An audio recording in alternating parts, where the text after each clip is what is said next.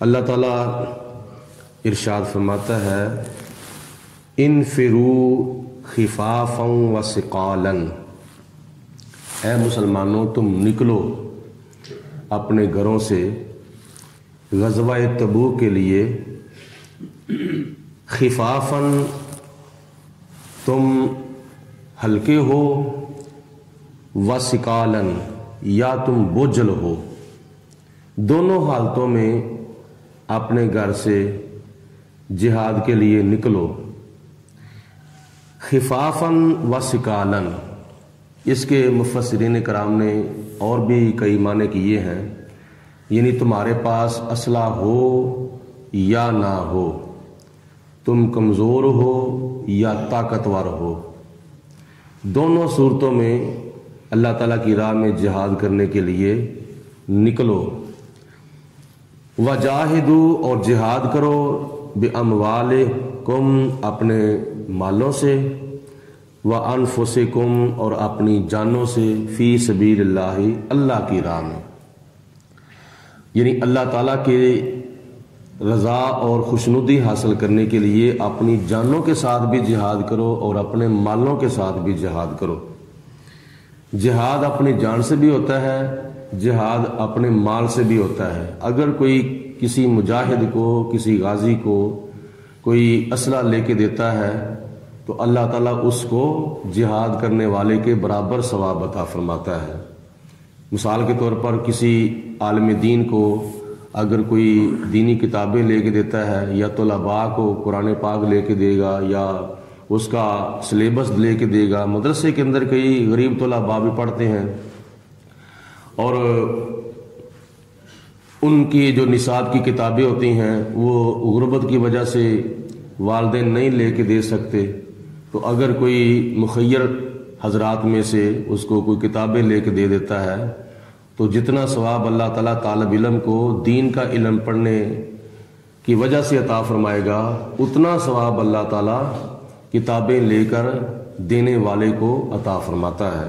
اسی طرح میدان جہاد میں اگر کسی مجاہد کے پاس اسلحہ یا جنگی ساز و سامان نہیں ہے تو کوئی مخیر حضرات میں سے اس کو اسلحہ یا جنگی ساز و سامان لے کے دیتا ہے تو جتنا ثواب اللہ تعالیٰ مجاہد کو عطا فرماتا ہے اتنا ثواب اللہ تعالیٰ جنگی ساز و سامان لے کے دینے والے کو عطا فرماتا ہے۔ تو یہ مالی جہاد ہے۔ اللہ نے فرمایا میری راہ میں جانی جہاد بھی کرو اور مالی جہاد بھی کرو۔ ذالکم خیر لکم، اے مسلمانوں یہ تمہارے لیے بہتر ہے، جب تمہارے اوپر جہاد فرض ہو جائے تو اس وقت جہاد کرو، یہ دنیا کے لحاظ سے بھی تمہارے لیے بہتر ہے اور آخرت کے لحاظ سے بھی تمہارے لیے بہتر ہے۔ ان کنتم تعلمون، اگر تم اس بات کو جان لو۔ لو کان ارادن قریبا، اگر میدان جہاد، یہ تبوک کی طرف اشارہ ہے، اگر میدان تبوک قریب ہوتا، وسافرن قاصدن، اور مال غنیمت آسانی کے ساتھ حاصل کیا جاتا، لتبعوک، تو یہ منافق لوگ اے میرے حبیب علیہ السلام آپ کے پیچھے پیچھے ضرور آتے، ولیکن بعدت علیہم الشقہ، لیکن یہ سفر کی مشقت نے ان کو جہاد سے دور کر دیا، یعنی میدان جہاد دور تھا، جیسا کہ مختلف روایات میں آتا ہے کہ میدان تبوک ملک شام کی طرف تھا، مدینہ المنورہ سے، اور مدینہ شریف سے تقریباً کئی سینکڑے میل یہ دور تھا، تو جس کی وجہ سے مسلمان تو 30,000 کی تعداد سے بھی زیادہ نبی پاک علیہ الصلوۃ والسلام کے ساتھ تیار ہو گئے تھے، لیکن جو منافقین تھے وہ بہانے بنا رہے تھے کہ یہ سفر دور ہے، گرمی بہت زیادہ ہے، اور مدینہ شریف کے اندر کھجوروں کے پکنے کا موسم ہے اور ہمارے اہل و عیال ہیں، یہ ہے وہ ہے، انہوں نے بہانے بنائے اور کیا نام ہے حضور علیہ الصلوۃ والسلام کے ساتھ نہ گئے۔ منافق جو ہے پہلے نمبر پر جہاد سے بہت بھاگتا ہے، اور دوسرے نمبر پر اگر جاتا بھی ہے تو اس کا مقصد جہاد نہیں ہوتا، اللہ تعالیٰ کی رضا حاصل کرنا اس کا مقصد نہیں ہوتا، دین کی ترویج و اشاعت کرنا اس کا مقصد نہیں ہوتا۔ اگر وہ چلا بھی جاتا ہے تو اس کا مقصد مال غنیمت ہوتا ہے کہ میں مال غنیمت حاصل کرنے کے لیے یہاں آیا ہوں، جہاد اس کا مقصد نہیں ہوتا، اور یہ منافق کی نشانی ہے۔ اور اللہ تعالیٰ اگر ارشاد فرماتا ہے وَسَيَحْلِفُونَ بِاللَّهِ، جب نبی پاک علیہ الصلوۃ والسلام میدان تبوک سے فتح و کامیاب ہو کر اپنے صحابہ کرام کو ساتھ لے کر واپس تشریف لا رہے تھے تو مال غنیمت چونکہ حضور علیہ الصلوۃ والسلام کے پاس کافی تھا، تو جب منافقوں نے دیکھا مدینہ شریف کے اندر حضور علیہ السلام تشریف لے آئے ہیں، وہاں سے اللہ پاک نے ان کو کامیاب کر کے فاتح بنا کر بھیجا ہے اور مال غنیمت ان کے پاس بہت زیادہ ہے۔ اب یہ کیا کہتے ہیں؟ وَسَيَحْلِفُونَ، اللہ فرماتا ہے کہ اے میرے حبیب علیہ السلام ان قریب یہ قسمیں کھا کھا کر کہیں گے، قسمیں اٹھائیں گے، وَسَيَحْلِفُونَ بِاللَّهِ، یہ اللہ کی قسمیں اٹھائیں گے اور کہیں گے کیا؟ لَوِ اسْتَطَعْنَا لَخَرَجْنَا مَعَكُمْ، اگر ہمارے پاس طاقت ہوتی تو ہم بھی آپ کے پاس ضرور جاتے، اپنے گھروں سے نکل کر اپنے بیوی بچے چھوڑ کر آپ کے پاس ہم ضرور جاتے، لیکن ہمارے پاس طاقت نہیں تھی، ہم کمزور تھے، ہمیں یہ عذر تھا، ہمیں وہ عذر تھا۔ اب یہ کیا کہہ رہے ہیں؟ جو بھی کہہ رہے ہیں مال غنیمت کو دیکھ کر کہہ رہے ہیں، مطلب یہ ہے کہ اس مال غنیمت سے ہمیں بھی کچھ حصہ ملے، اور یہی منافق کا مقصد ہوتا ہے۔ تو اللہ فرماتا ہے کہ یہ ضرور قسمیں کھائیں گے اللہ تعالیٰ کی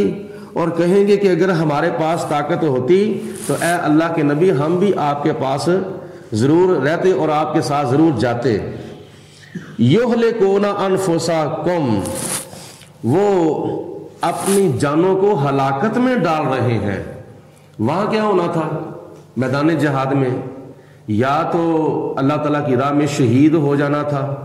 تو یہ بھی دنیا اور آخرت میں کامیابی کا ذریعہ اور سبب ہے۔ اگر غازی بن کے واپس آ جاتے تو یہ بھی مسلمانوں کے لیے کامیابی کا ذریعہ اور سبب ہے، اور اللہ تعالیٰ اس کو غازی بنا دیتا ہے، اور پھر دوسرا اس کو اس کے ضمن میں اسپیشل نہیں، اس کے ضمن میں اللہ تعالیٰ اس کو مال غنیمت بھی عطا فرماتا ہے۔ مسلمان کو تو دونوں صورتوں میں ناکامی ہے ہی نہیں، بلکہ کامیابی ہی کامیابی ہے، مر جائے تو شہید، زندہ واپس آ جائے تو غازی، اور ساتھ مال غنیمت۔ تو اگر بہانہ بنا کر یہ منافق قسم کے لوگ اگر گھر میں بیٹھے ہیں تو یہ اپنے آپ کو ہلاکت میں ڈال رہے ہیں۔ یہلکون انفسہم، یہلکون انفسہم، یہ اپنے آپ کو ہلاکت میں ڈال رہے ہیں۔ واللہ، اور اللہ تعالیٰ یعلم، جانتا ہے، وانتم،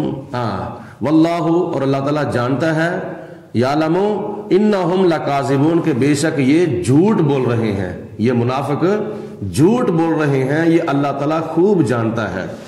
تو ان دونوں آیات بینات میں اللہ پاک کی ذات بابرکات نے پہلے مسلمانوں کو حکم دیا